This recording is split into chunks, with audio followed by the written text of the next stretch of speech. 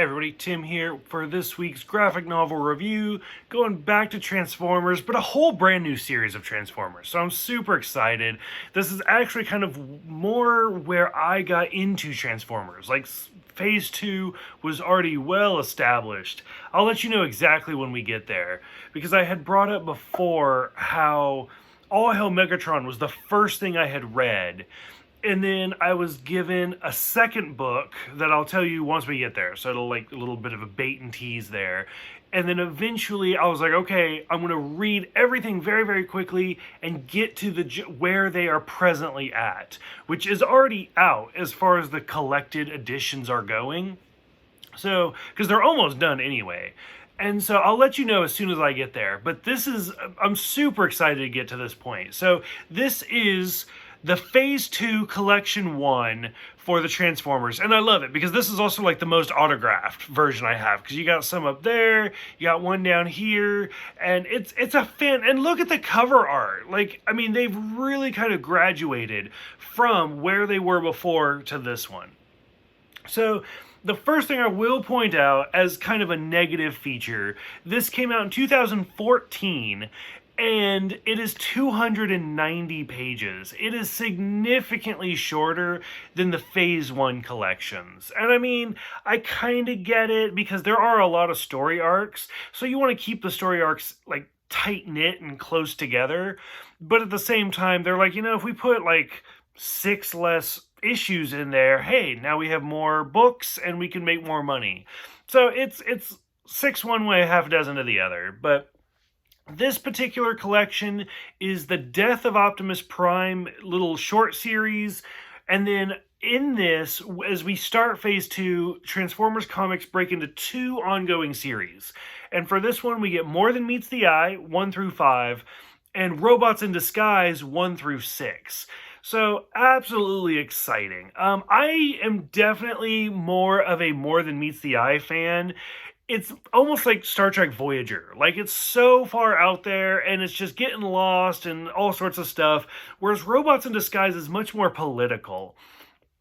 I love both. I'm going to read both, so it doesn't really matter. But I probably like More Than Meets the Eye a little bit more. So, like I said, it starts with the death of Optimus Prime. He doesn't die. It's a terrible title that just baits you in and is like, wait, that's it? That's what this is? So we see Optimus Prime. It's a great first start because, I mean, if you look at the last part of Volume 8, like the war is over. They even fast forward to the future with Ironhide still being alive. So you're like, wait, where is this? This takes place 3 weeks after the end of the battle. And so Optimus wakes up and he's like, I don't know what's going on. And there's new Cybertonians called Nails, the non-affiliated indigenous life form. And thousands of them have arrived. And Metalhawk, who is one of these, shows up. And like the part where you got Rodimus and you got Bumblebee just like bickering back and forth, and Optimus is like, fuck this, and just literally breaks the Matrix in half and is like, just go, I'm done with it. We've seen Ratbat before in the comics, but now they've kind of retconned it a little bit. So he used to be a senator, and then they punished him to make him one of Soundwave's like little cassette tapes. It's really weird. I'm not sure how I feel about it. They bring up a lot of things. This is basically like setting everything up for More Than Meets the Eye, Robots in Disguise and More Than Meets the Eye, where they bring back Chrome Dome, who we briefly saw in the last story. They bring up the Knights of Cybertron, who again, we saw a little bit, and how like they've been lost for 10 million years. And it's like, okay, it's kind of interesting, but we've heard about them. Using Decepticons as crowd control because they have like the ID chips, basically keeping them in check. Ultra Magnus wants to go with Rodimus. He's like, Rodimus wants to leave. He wants to go do his own thing and look for the Knights of Cybertron. Ultra Magnus wants to go. So it's like, okay, that's kind of interesting. And then like the death of Optimus is just Optimus being like, you know what, guys, I'm done. I'm Orion Pax again. I'm not the Prime. The war is over. I'm out. And then that's where the story splits. So it's a really good like placeholder, but calling it the death of Optimus Prime was a little much for me. Like, it was a little too, like, ooh, how do we get people interested? No, that's not how you do it. So, More Than Meets the Eye, 1 through 5, so much goes down, but it's amazing. We get a little bit more of the Transformers timeline, which I absolutely love, but it also kind of paints a different arc, where 12 million years ago is the first Transformer change shape.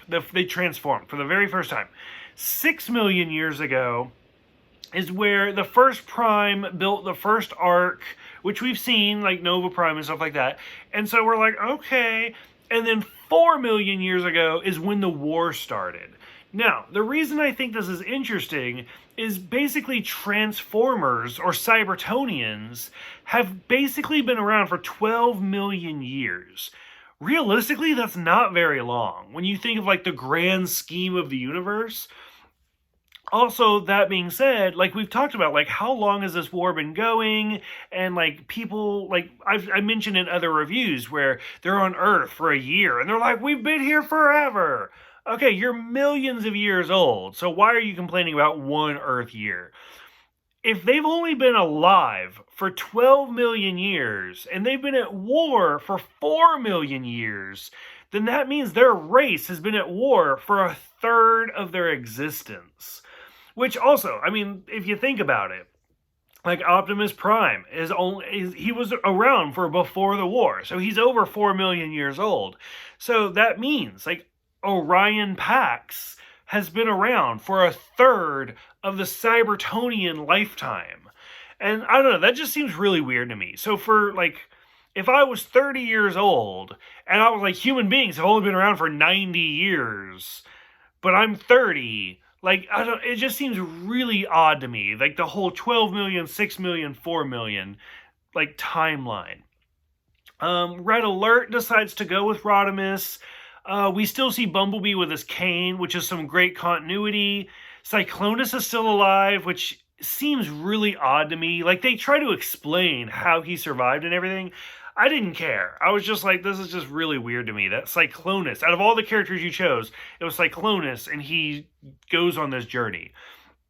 We see Chrome Dome and Rewind, who are the cutest couple ever, and it is such a slow build, because at this point, they're just best friends. But somebody even has the line, like, wherever Chrome Dome is, you know Rewind's going to be there. So I was like, I love that. They introduced Tailgate, who 6 million years ago was supposed to go in the first arc, fell down a hole, has been trapped ever since. Whirl, which I don't like Whirl. Whirl, they treat him like we should know who he is, but we don't. He's a brand new character. Him hating Cyclonus is just this big, like, mess.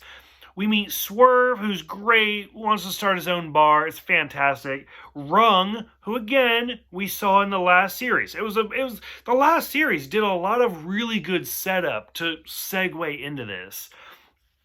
The quantum jump to who knows where is where it becomes like this weird Lost in Space Voyager type storyline where who knows where we are, but now we're on this journey. And then the message from the future, which I could have done without. Like, it sets up some interesting storylines, but it wasn't needed. 40 of them are missing, and then slowly it starts, the story, like, kind of, it's the first part of the story, so it's kind of high and low. The whole 1984 was so over the top because Transformers started in 1984. We get it. The Spark Eater was a good storyline. I love seeing Chrome Dome read memories, where it's like, and Rewind is like, don't! Like, it causes you pain. And Chrome Dome's like, I need to do it. Like I said, Swerve starts the bar. Rodimus is losing his arms were fantastic.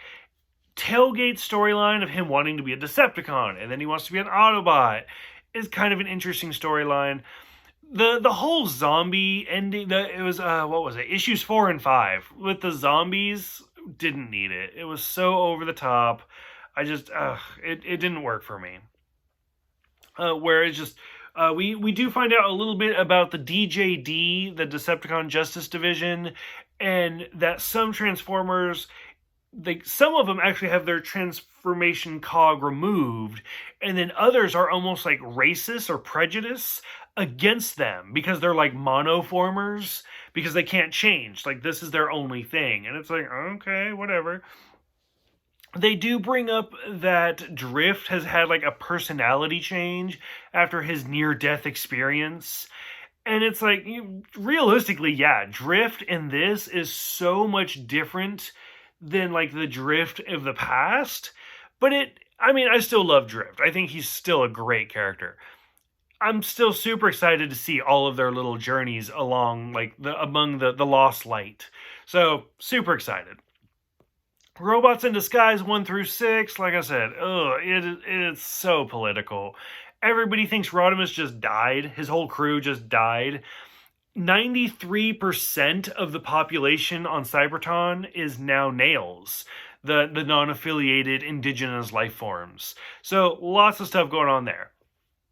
As I kind of already said, Decepticons are basically slaves. We do see Ironhide. We do see Blur, which is great.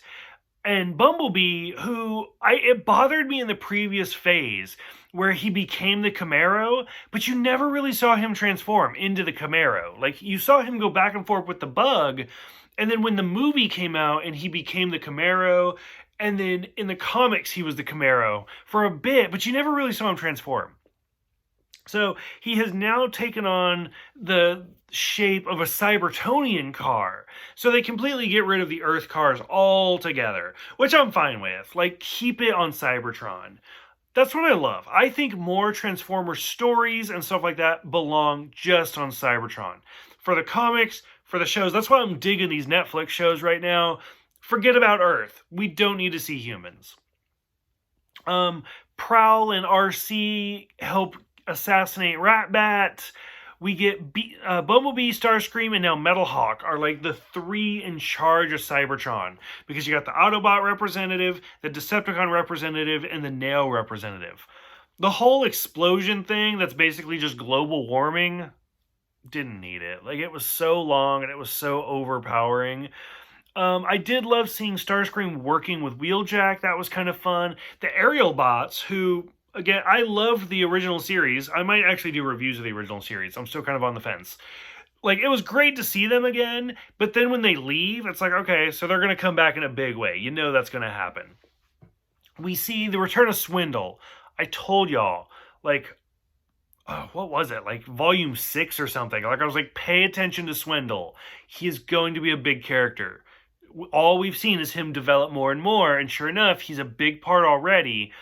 We see all the Constructicons die. I don't think they actually died, because if they did, like, that's a huge waste of, like, Devastator and stuff like that. We see Skybite, who is a shark. I think it's a precursor to, like, the Beast Wars characters and stuff like that, so I'm really excited for him. Taking out the ID chips. Finally, it takes 5 issues for Ironhide to be like, I had a vision of the future. Which, I mean, that negates the last issue that we saw of Transformers, like, of the first volume. But it was still kind of interesting. And him just being like, none of y'all survived. Like, I was there. I know this happens. So, in More Than Meets the Eye, Swerve gets his own bar. And he brings up, like, Blur and I always thought about doing this. In Robots in Disguise, Blur starts his own bar. So I love how the two do mirror each other. So I really do like that. And then, of course, issue 6 was such a hot mess, even though it's my favorite artist for this. But, like, Orion Pax runs into Wheelie and Hardhead, who make their return, which is great, because Wheelie was mentioned earlier about, like, oh yeah, we had a guy who liked to rhyme. He couldn't be here. Like, it was too much, so he left. So we see Wheelie, we see Hardhead, we find out a little bit about Soundwave, and then Jyaxis, Monstructor, Bludgeon, like, all of them, like, just make their appearance. And I'm just like, guys, you guys have had your run. Like, it's done. It's over with. Just stop. Let's move on to new stories. And then when they're like, well, we have to go back to the planet where Wheelie came from. And Wheelie's like, no! And breaks his rhyme scheme. Like, that's how you can tell how much he was like, nope, this is a bad idea. So, I don't know. Overall, I'm super excited. I do think it's a great story. It is a great first edition. I think they're up to 11. If I had to guess, they're probably going to go to 13. Will be the entire run for phase 2 of Transformers. So I'm super excited to keep going. For those who have read it, like, what did you think about More Than Meets the Eye and Robots in Disguise? Which is your favorite, like the adventure story or the political story? What did you think about the death of Optimus as just like a ground layer? Go ahead, let me know. Thank you guys. If you guys have never read Transformers, I can't stress it enough. Give it a shot. Even if you start with this, it's such a worthwhile read. So go ahead, let me know what you guys think, and I will see you guys next time for Phase 2.